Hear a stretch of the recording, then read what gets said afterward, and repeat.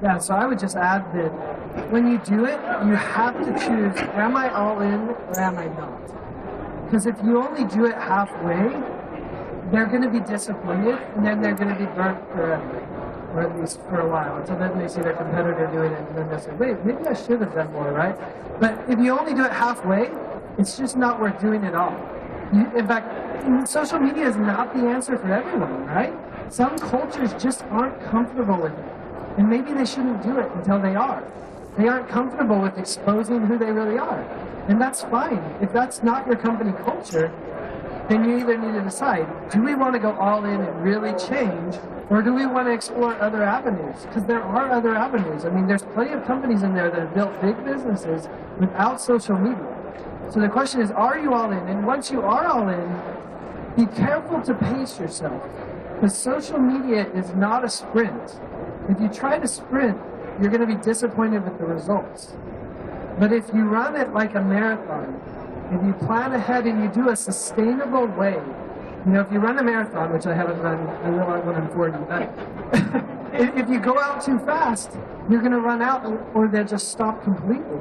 And then you'll miss that whole point. But if you go out at a pace that makes sense for your company, that your company is comfortable committing to, which is really the key. Is your company comfortable committing to a social media plan that will actually have impact?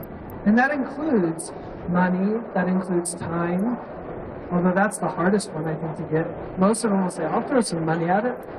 But if it's social media, you need your company and their personality and their understanding and their guidance to do it.